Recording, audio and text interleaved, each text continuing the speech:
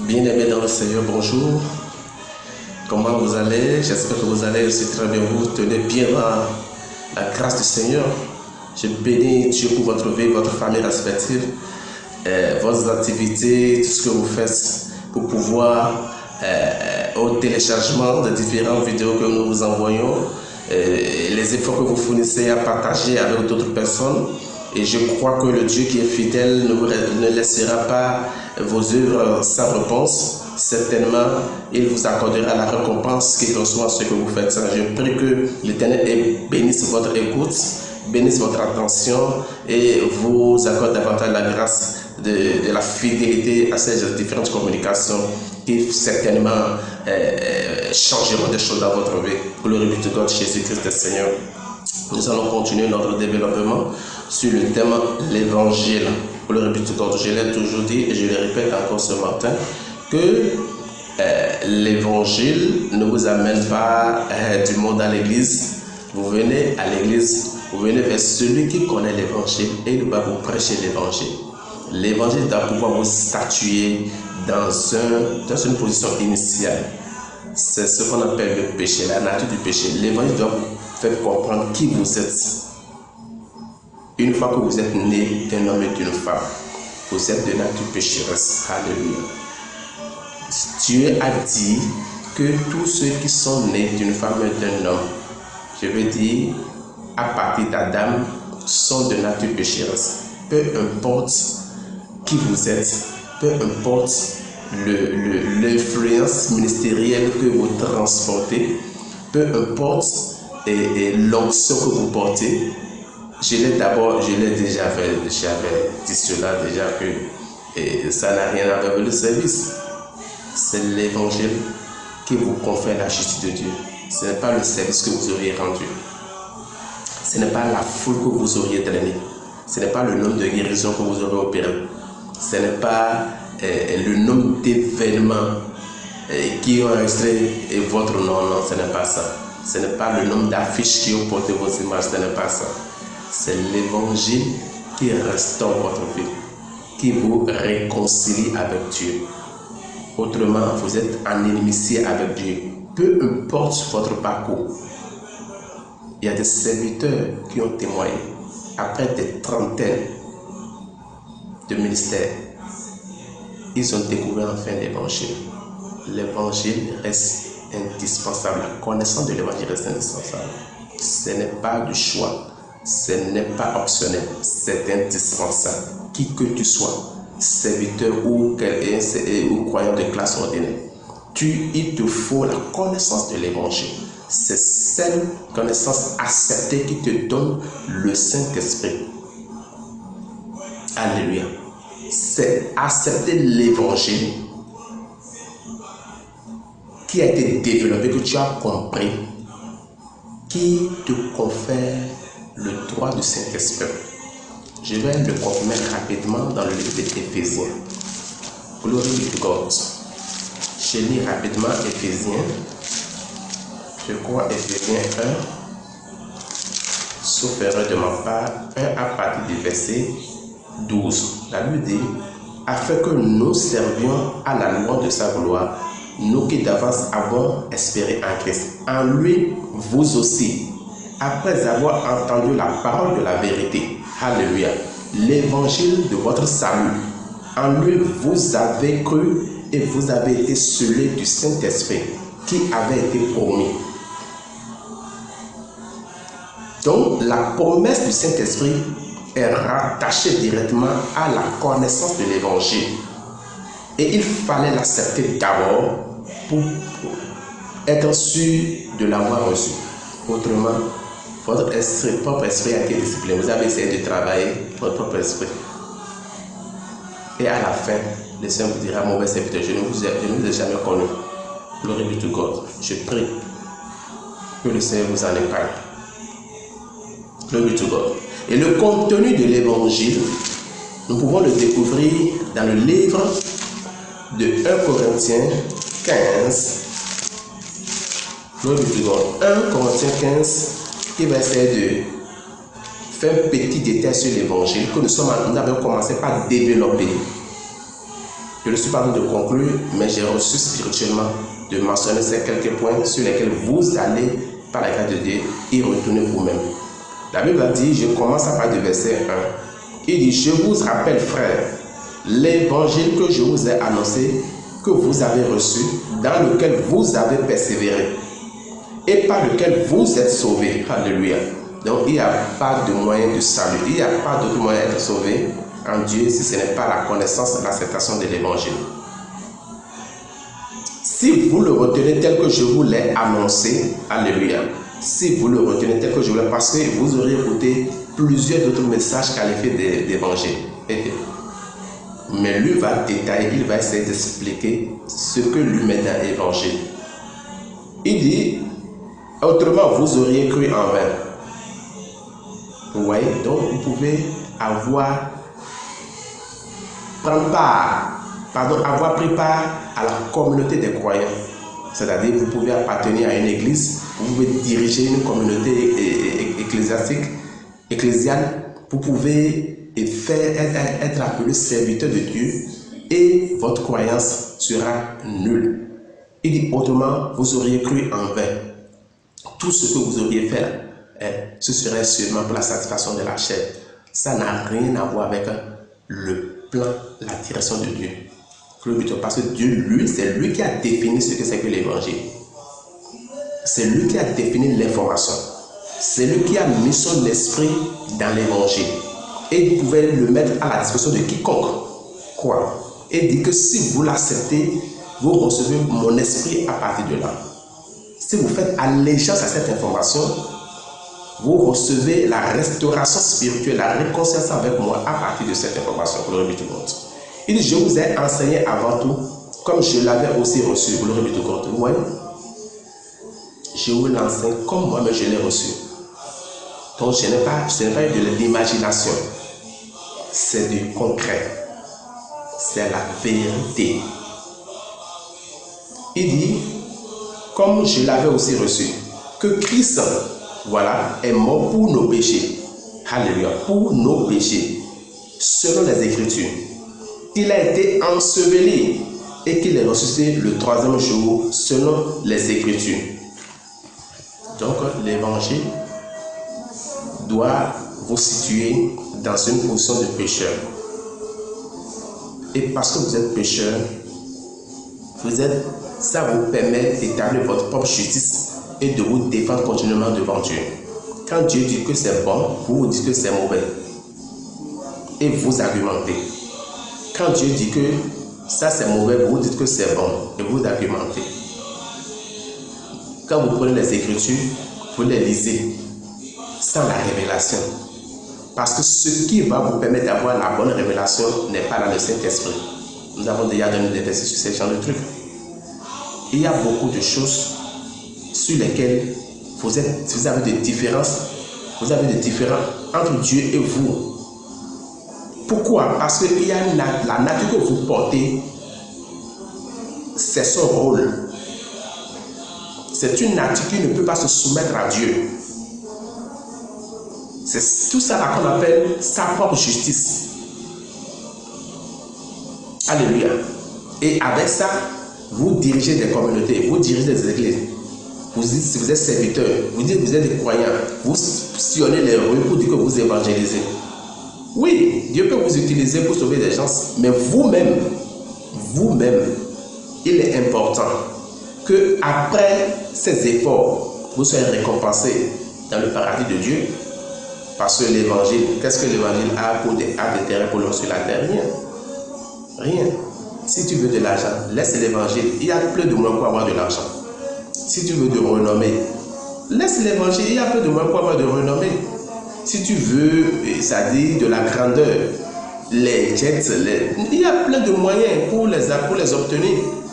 Tu n'as même pas besoin de fournir d'efforts. Le séducteur là, il viendra à toi.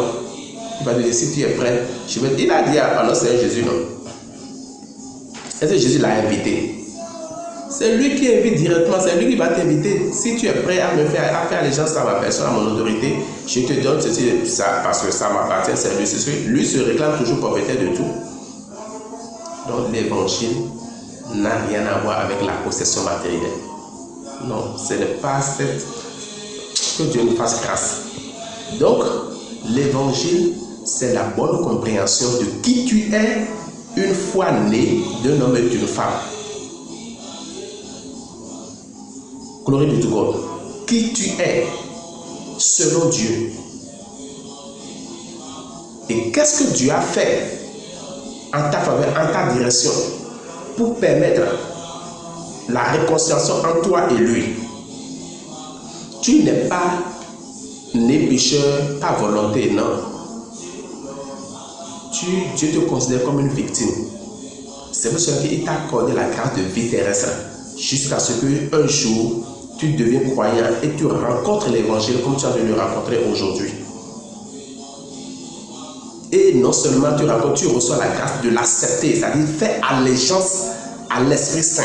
Parce que ce que je sens de sortir de ma bouche, parce que j'ai le Saint-Esprit, l'Esprit est dans la parole. Lorsque tu écoutes la parole, tu comprends, tu fais allégeance à la parole, ça veut dire que tu es en train de te ramener sous l'autorité de Dieu, sous l'autorité de Jésus-Christ, sous l'autorité du Saint-Esprit. Et le Seigneur te récupère ainsi. Comme Adam, par le biais de Ève, a écouté le diable et s'est soumis à l'autorité du diable et a rejeté Dieu et a accepté le diable dans sa vie, a accepté le péché dans sa vie. Glory be to God. Donc, nous allons remarquer que celui qui sera l'agneau, qui sera sacrifié en temps, lieu et place, afin de servir à ta réconciliation avec Dieu, ton Créateur, quand il va venir sur la terre, il va aussi marcher, il va parler, il va dire beaucoup de choses. Glory be to God. Il va enseigner, mais il va enseigner de manière un peu obscure et un peu difficile à l'homme naturel de comprendre, à l'homme de péché de comprendre. Il sera confronté à ce que représentaient les anciens qui se réclamaient de la famille des serviteurs de Dieu dans leur ignorance. Ils ne vont pas l'accepter. Tout ça là, Dieu le savait que ça allait venir. Cependant, cela traduit la force du péché. Cela permet de comprendre jusqu'à quelle hauteur le péché peut résister. D'où il fallait la mort d'abord. Il fallait que le péché soit tué d'abord. C'est pour cela que toi et moi, nous étions en Jésus-Christ. Et il fallait que Jésus-Christ meure d'abord, conformément à la loi, pour anéantir le péché, pour détruire le péché, pour régler la question du péché. Nous sommes dans le livre de Matthieu 23. Qu'est-ce qui va se passer? Nous allons remarquer que le Seigneur va tenir certains propos dans ses enseignements. Je suis dans le livre de Matthieu 23, verset 24. Il dit: conducteur aveugle qui coule le moucheron et qui avale le chameau. Malheur à vos scribes et pharisiens. Alléluia. Ça, c'est voilà les prédicateurs d'autrefois. Les serviteurs, ceux qui se réclament serviteurs de Dieu. Alléluia. Mais dans leur ignorance. Mais Dieu a fait grâce à beaucoup quand même. Parce que vous nettoyez le dehors de la coupe et du plat. Vous nettoyez le dehors de la coupe et du plat. Et qu'au-dedans, ils sont pleins de rapines et d'intempéries. Glory be to God. Quand vous voyez, vous avez une apparence propre. Vous avez une apparence de témoignage. Mais dans votre intérieur, le péché est encore assis. La personne du péché est encore maître de votre vie. Si on veut vous observer, vous faites l'effort de faire les choses un peu comme la loi vous demande. Mais l'effort que vous faites et que les hommes peuvent même bien apprécier ne vous rapproche pas d'un seul pas de Dieu. Mieux pour vous que les hommes vous rejettent et que Dieu vous accueille. Parce que vous auriez fait allégeance à l'évangile. Glory be to God. Il dit: pharisiens aveugles, nettoyez premièrement l'intérieur de la coupe. Alléluia. Prêchez l'évangile. Allez dans les profondeurs, laissez l'extérieur. De la coupe et le plat, afin que l'extérieur aussi devienne blanc. Il dit, quand vous auriez détruit le péché, la source du péché, laissez. Il vole, non? Il ment, non? Vous dites que non, laissez cette. Prêchez-lui l'évangile de la croix de Jésus-Christ. Attaquez l'esprit du péché. Attaquez son âme par la prédication de l'évangile. Quand vous aurez réussi à anéantir l'esprit du péché en lui, le reste va partir. Il dit, l'extérieur sera propre de lui-même. Alléluia. Malheur à vous, scribes et pharisiens, hypocrites, parce que vous ressemblez à des sépulcres blanchis. Alléluia. Quand vous voyez dans vos accoutrements, quand vous voyez dans le service, dans le zèle, dans les programmes, dans bien costumé, et ça va rabacher. Quand on vous voit en train de prêcher, il dit, vous ressemblez à des sépulcres blanchis. C'est-à-dire, vous êtes des tombeaux carrelés, badigeonnés. Hein? Alléluia. Parce que vous ressemblez à des sépulcres blanchis qui paraissent beaux au dehors, qui paraissent comme le salon d'un richissime homme d'affaires. C'est-à-dire, on met tellement de la beauté dans les muselets, ou bien comment vous appelez, on ne dirait même pas tombeau. Alléluia. Il dit, et qui au-dedans sont pleins d'ossements de mort et de toute espèce d'impureté. Gloire à Dieu. Il dit au-dedans, c'est des ossements de mort, c'est-à-dire il y a de la mort à l'intérieur, mais l'apparence est trompeuse. L'apparence est séduisante. Vous portez une apparence qui trompe les gens. Vous cessez de travailler votre apparence. Régulier à l'église. Vous faites l'effort, vous faites tout. Vous êtes un exemple pour les gens du point de vue apparence, mais vous n'avez pas le Saint-Esprit en vous. Vous n'avez pas la vie au-dedans de vous. Et celui qui donne, il ne peut que donner ce qui est au-dedans de lui. Donc vous ne pouvez jamais donner la vie. Vous ne pouvez jamais donner le Saint-Esprit. Peu importe le programme que vous mettez en place, peu importe les investissements que vous engagez au nom d'un quelconque ministère de Dieu, vous ne pouvez que donner ce que vous avez. Vous n'avez pas la vie, vous n'avez pas le Saint-Esprit, vous ne pouvez pas le donner. Vous pouvez amener les gens à copier votre modèle, à s'aligner dans votre schéma, dans vos traces, dans vos pas. Mais vous ne pouvez jamais donner la vie parce que vous n'avez pas la vie. Vous ne pouvez jamais donner l'Esprit Saint parce que vous ne l'avez pas. Mais aujourd'hui, parce que nous sommes de vous prêcher l'évangile, si vous vous reconnaissez pécheur, si vous venez reconnaître de la nature pécheresse et que vous acceptez l'œuvre de la rédemption de Jésus-Christ, peu importe votre niveau de connaissance, votre niveau intellectuel, vos bagages intellectuels, si vous l'acceptez tel que je vous le présente, vous allez confesser que désormais, parce que vous avez accepté ça, vous êtes devenu la justice de Dieu. Parce que tout ce que vous faisiez, cela traduisait votre propre justice. Qu'est-ce que je vais faire pour être agréable à Dieu? Qu'est-ce que je vais faire pour être... C'est ce que vous faites. Et c'est ce que vous allez tout le temps faire. Qu'est-ce que je peux faire? Je ne vais pas... Je dois travailler. Je dois donner la dîme. Je dois faire ceci. Je dois faire cela. Je ne vais pas injurier. Non, non. Ces choses-là, toutes ces choses-là, c'est bon dans la société et dans votre environnement. C'est bon. Vous permettez qu'il y ait un bon climat de vie autour de vous. Mais ce n'est pas ça qui est important pour Dieu. Dieu veut siéger à l'intérieur de vous. Et la nature que vous portez ne peut pas laisser place à l'Esprit Saint. Les deux ne peuvent pas rester. C'est la lumière et les ténèbres. Les deux ne font pas bon ménage. Un doit céder place à l'autre. C'est ça l'évangile. Bien-aimé, je suis en train de vous prêcher l'évangile. Je vais finir à la prochaine séquence par la grâce de Dieu. Parce que comme ça, nous sommes en train de faire encore 20 minutes. Mais le Seigneur est à l'œuvre. Il vous donnera les moyens pour télécharger les multitudes de vidéos et les partager aussi pour l'intérêt des hommes. Parce qu'il y a de la joie dans le paradis de Dieu pour un sujet qui reçoit la grâce de la réconciliation avec son Dieu, qui reçoit la grâce de la restauration avec son Dieu, qui reçoit la grâce de la justification. Alléluia. Il est désormais un vrai adorateur. Je prie que tu sois un vrai adorateur parce que je le suis et qu'on se serre désormais les mains pour la gloire de l'Éternel. Jésus-Christ est Seigneur. Amen.